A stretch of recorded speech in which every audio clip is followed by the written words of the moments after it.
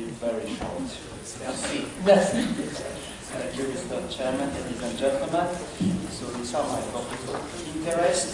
So each time we connect a patient to a ventilator, there is a high risk of ventilation-induced lung injuries. And this is for every kind of patients. These injuries are a combination of stress, strain, atelectrauma, and a new one which is called ergotrauma, which relies to the mechanical power provided by the ventilator applied to the lung as a sort of dynamic energy load. And the mechanical power, the good point is that it takes into account all the parameters of mechanical ventilation, tidal volume, rate, driving pressure, flow, and peak. How can we prevent dividing? Regarding the stress, we have to look at transpulmonary pressure. Regarding the strain, we have to keep tidal volume and driving pressure as low as possible. At atelectrauma, we have to do an open lung strategy if the patient is a recruiter. And regarding ergotrauma, we have to minimize minute ventilation, meaning accepting permissive hypercapnia when it's possible. And for given minute ventilation, try to find the optimal combination of tidal volume, flow, and respiratory rate. The other way to injure the lung of the patient is due to oxygen. If we plot the mean PaO2 and the mortality, as you can see, there is a U shape. The patient with low PaO2, of course, have a high mortality, but patients in hyperoxemia also have a high mortality. Hyperoxemia is defined as a PaO2 above 15 kilopascal or 120 millimeters of mercury, and this occurs in 20 to 25% of ICU patients. There is a randomized controlled trial where they randomize the patient in a conventional SpO2 target, 97 to 100, which is probably associated with a lot of hyperoxemia, and a conservative approach, 94 to 98, and the conservative approach was associated with improved survival. So, how to protect the lung? Actually, if we want to maintain a lung protective ventilation for all the patients, we have to deal with all these parameters: tidal volume, driving pressure, plateau pressure, respiratory rate, flow, minute volume, use an open lung strategy when possible, and keep a normoxia for every patient in the ICU. So it's a full-time job. What is a real life? Well, we don't have data for every patient, but for ARDS, we have a clear picture of where are we in lung-protective ventilation. As you know, the lung safe study described that only 34% of ARDS patients are recognized by the clinician at the time of ARDS criteria. Only 60% of the ARDS patients are recognized by the clinician overall. And of course, patients that are not recognized are not treated as such, meaning that they are ventilated with higher tidal volume, lower PEEP, and they have less adjunctive treatment, such as front position or myorelaxants. 35% of the patients are ventilated with a tidal volume above 8 meters per kilogram, and 83% of the patients are ventilated with a PEEP below 12, and plateau pressure is measured only in 40% of the patients. So we can say there is a room for improvement. So now let's talk about closed-loop ventilation. I will talk about the two modes that are available for passive and active breathing patients, which are adaptive support ventilation and INTELLIVENT-ASV. ASV is a closed-loop ventilation mode where the physician sets a target minute volume. The ventilator measures the respiratory mechanics, namely the expiratory time constant, and determine a sort of optimal combination of tidal volume and respiratory rate. We will see how, and use a pressure control mode, adjusting inspiratory pressure to reach the target tidal volume. INTELLIVENT-ASV is a step further, where it's a full closed-loop mode, managing both ventilation parameters and oxygenation parameters, and again, for passive and spontaneous breathing patients. So regarding ventilation parameters, it's quite simple. The user has to set a target for the internal CO2. The ventilator will automatically adjust the target minute volume to keep the patient in the target range for the internal CO2.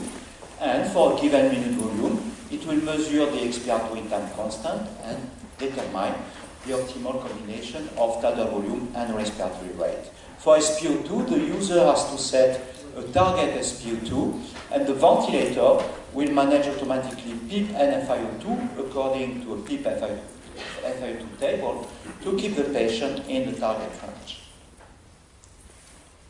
So, in this closed-loop mode, you have several features that are by design for protective ventilation. So, which feature? This one, for example, an automatic permissive hypercapnia. See, if the user said, I want the internal CO2 between 36 and 43, well, that's fine, but here is the peak pressure. If at some point the peak pressure is above 25, by design, the ventilator will target higher CO2, a sort of automatic permissive hypercapnia.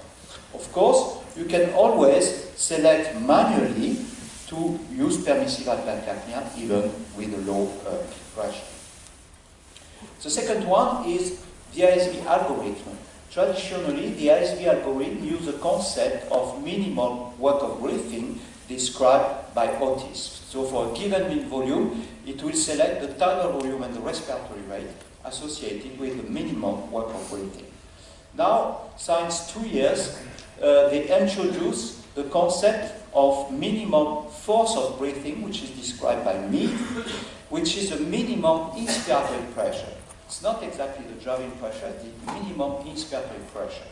And the new ASV algorithm combines Otis and mean, meaning that it will select an optimal combination of tidal volume, inspiratory pressure, and respiratory rate.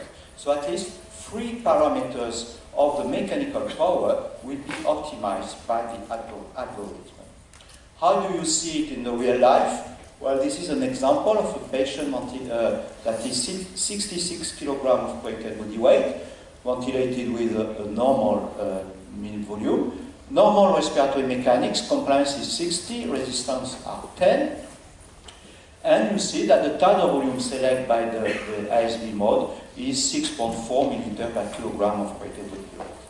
If this patient has a decrease in the compliance down to 32, which simulates more or less an ARDS patient, for the same minute ventilation, you will see that right away the ventilator decreases the tidal volume, increase the rate to quite low value if needed. Right? So even if the clinician is not aware that the patient worsen or develop ARDS, the system will automatically adjust the breath pattern. Another feature is the PEEP FiO2 table that is used in INTELLIVENT-ASV. This is PEEP, this is FiO2. This is a low PEEP FiO2 table and a high PEEP FiO2 table that were described in these papers.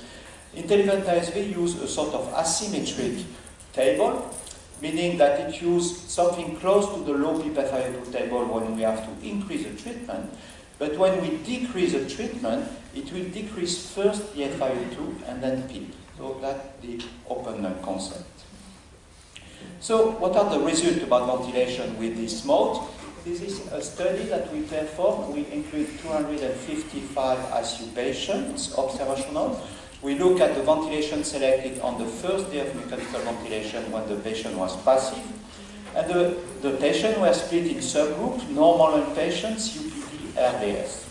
As you can see, regarding the tidal volume selected by this mode, it's around 6 to 8 for normal inpatient, a little bit higher for COPD, and from 5 to 7 for ARDS. Regarding the plateau pressure, it's below 20 for normal inpatient, and below 30 for COPD and ARDS. And regarding the driving pressure, we were surprised to see that when we use ASV algorithm, the driving pressure is always a median between 9 and 10 centimeters of water, with range between 8 and 12, let's say whatever the lung condition.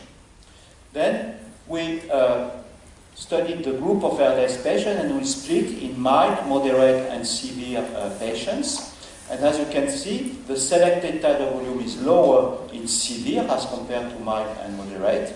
The plateau pressure was always below 30. And again, the driving pressure was always a median of 9 or 10 centimeters of water.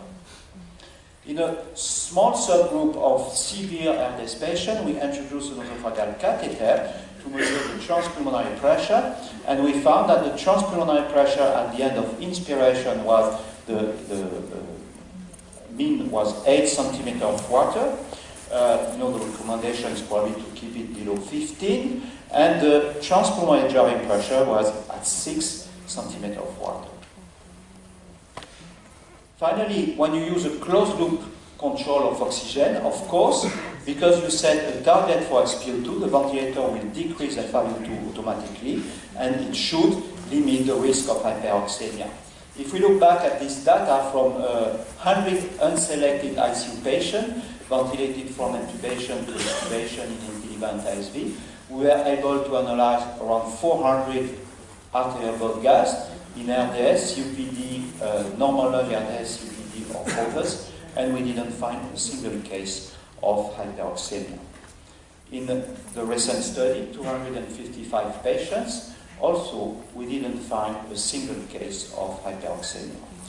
Recently, we performed a randomized controlled trial in patients expected to be ventilated more than 48 hours. We randomized them to a conventional ventilation or INTELLIVENT-ASV from inclusion to extubation or death. And we look at the arterial blood gas, so 30 patients in groups, around 300 ABG. We look at the percentage of ABG with hyperoxemia. It was 17% in the conventional group, and it was 10% in INTELLIVENT-ASV. Why 10%? Because at that time, the minimum FiO2 was 30 in INTELLIVENT-ASV. So at 30, you still have a little bit of hyperoxemia. Now you can go down to 21. We look in the same time if there is more hypoxemia, so the percentage of arterial blood gas with a PaO2 below 60, and there was no difference between the groups. So to conclude, lung protective ventilation is for all the patients continuously. It's a multifaceted strategy, so it's difficult to apply in the real life. Closed-loop mode can combine several features for closed-loop ventilation that can help clinicians to apply it at the bedside, and we have quite interesting results for the moment regarding tidal volume, plateau pressure, driving pressure, and oxygenation. I thank you for your attention.